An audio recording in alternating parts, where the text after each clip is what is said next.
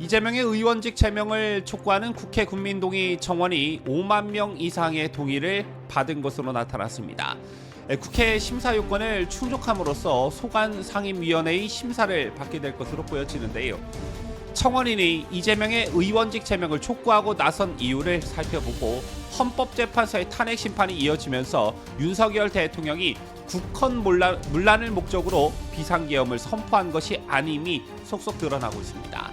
자, 그러자 법조계도 술렁이는 분위기라고 하는데요. 탄핵 기각에 힘이 실리는 분위기입니다. 관련 소식 잠시 후 상세히 전해드립니다.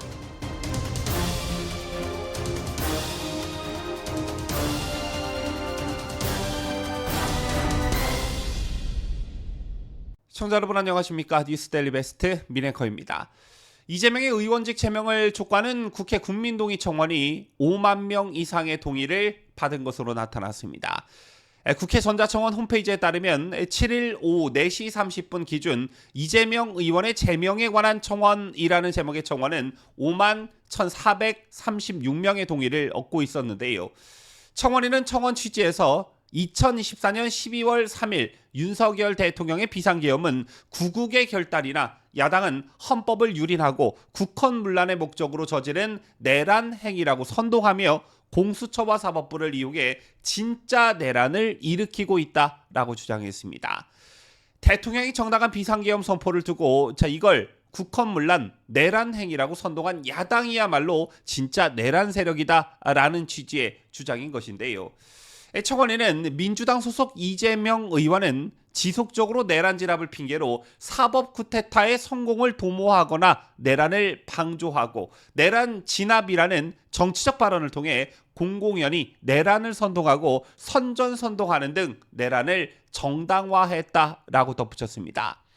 따라서 이 같은 이재명의 행위는 국회의원으로서 지켜야 할 헌법 제46조 2항을 위반하고 형법 제90조 2항의 내란 선전 선동죄에 해당한다는 게 청원인이 밝힌 이재명을 제명해야 하는 이유였습니다.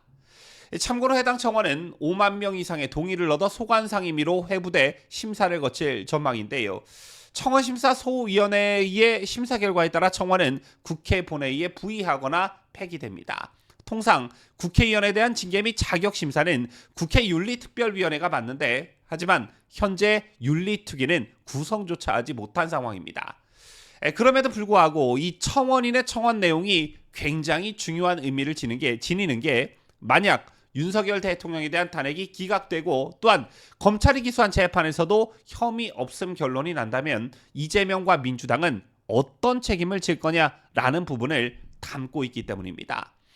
헌법에서 보장하고 있는 대통령이 정당한 비상계엄 선포권을 두고 국헌문란, 내란 우두머리라는 프레임으로 대통령을 끌어내리려는 시도를 끊임없이 해온 이재명과 민주당이야말로 내란죄로 처벌해야 마땅한 것 아니냐라는 것인데요. 헌법재판소의 탄핵 심판이 이어지면서 윤석열 대통령이 국헌문란을 목적으로 비상계엄을 선포한 것이 아님이 속속 드러나고 있지요. 특히나 윤 대통령 탄핵안 통과에 결정적 요인으로 작용한 국회 의결 방해와 관련해 핵심 증인들이 기존 입장과 다른 발언들을 잇따라 내놓고 있습니다. 일단 국헌문란이라고 하는 것은 헌법기관을 강압에 의해 전복하거나 권능 행사를 불가능하게 하는 것을 뜻합니다. 또한 내란죄에서의 폭동은 공공질서를 심각하게 위협하거나 국가통치체제를 전복하려는 집단적이고 조직적 폭력 행위를 말합니다. 아시다시피 당초 검찰은 비상계엄 선포 당일 윤 대통령이 국회 봉쇄를 시도한 정황이 있다고 보고 이 정황이 국헌문란 목적을 입증할 근거가 될 것이라는 입장에서 윤 대통령을 구속 기소했죠. 하지만 핵심 증인들이 검찰 공소장의 내용을 뒤엎는 내용을 연이어 내놓고 있습니다.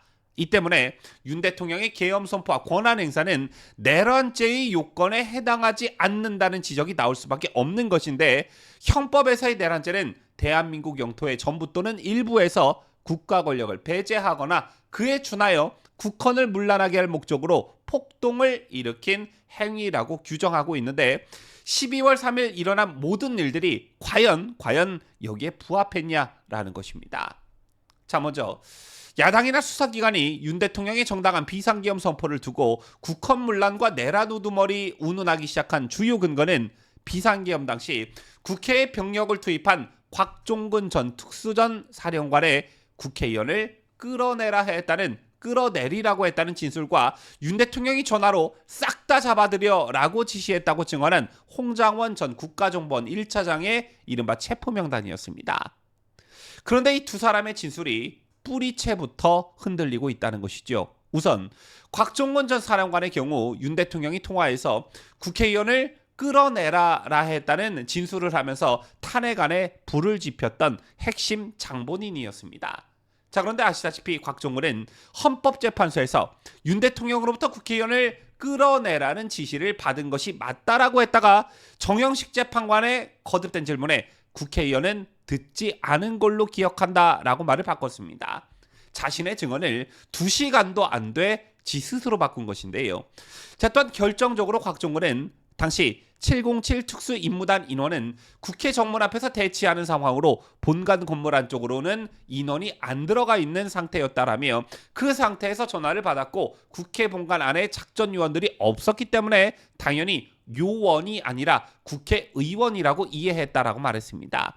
자, 이게 언뜻 보면 맞는 말인 것 같아도 매우 중요한 의미를 지니는 게 곽종근 자신이 멋대로 대통령의 지시를 확대 해석했다고 지 스스로 자인한 셈이기 때문입니다. 그리고 보다 더 큰 것이 김현태 육군 특수전 사령부 707 특수임무단장의 진술이었는데요. 곽 전 사령관으로부터 국회의원을 끌어내리라는 지시를 받지 않았다라면서 의원 등을 끌어내라는 지시가 없다라고 기억한다, 이렇게 증언했습니다. 이렇게 곽종근의 진술과 배치되는 상반된 증언은 또 있었는데 이진우 전 수도방위 사령관과 여인영 전 방첩사령관 등도 정치인 체포나 국회 의결 방해와 관련해 윤 대통령에게 지시를 받지 않았다라고 진술했습니다.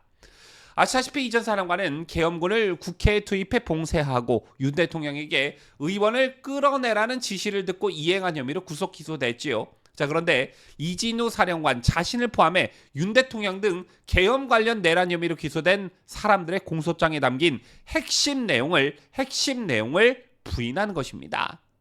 또한 홍장원 국정원 1차장의 경우는 또 어떻습니까? 가장 큰 논란은 윤 대통령이 전화로 싹 다 잡아들이라라고 지시했다고 증언한 홍장원 전 국가정보원 1차장이 비상계엄 당일 작성했다는 이른바 체포명단 메모의 신빙성입니다.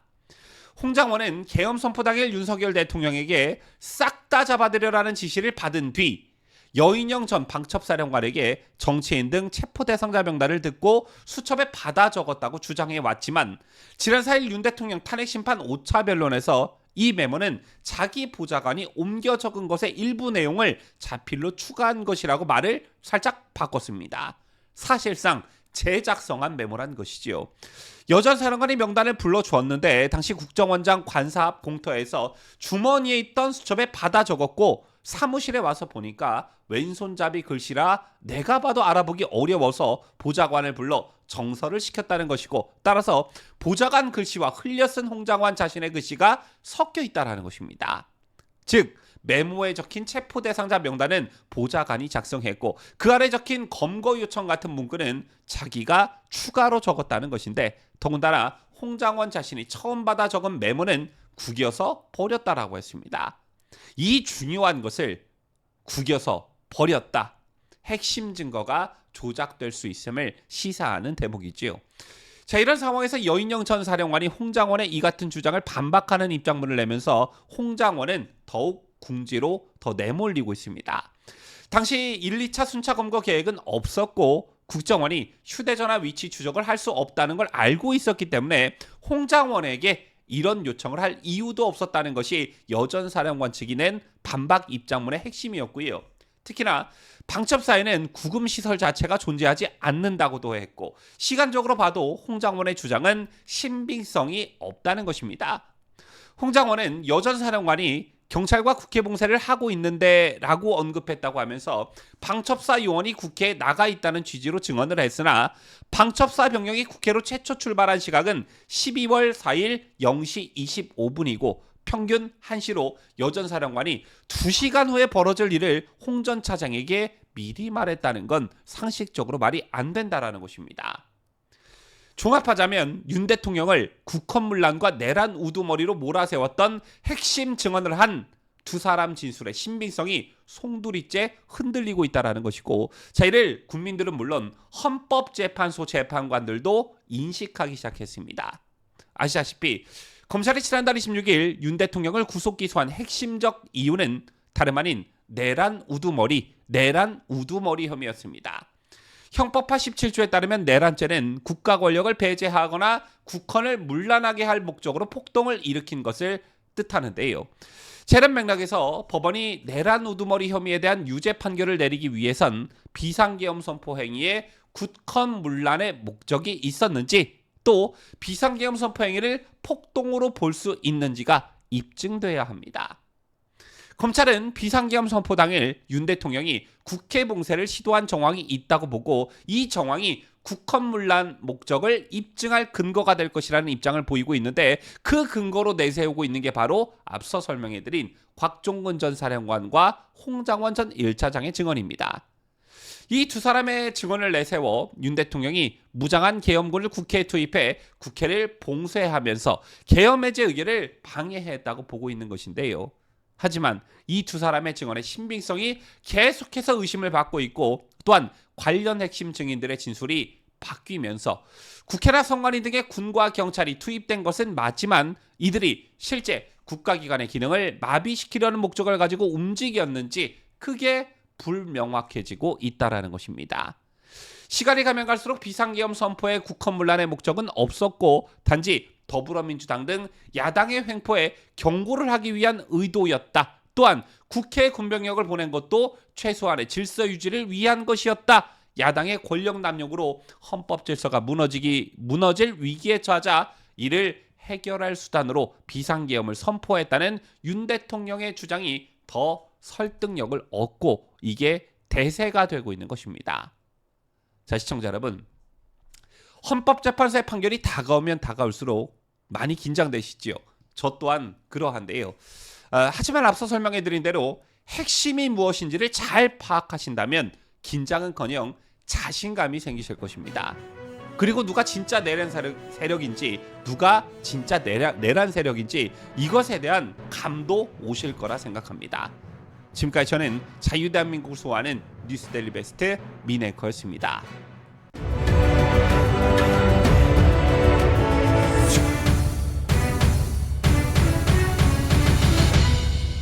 함께해요. 뉴스데일리 베스트.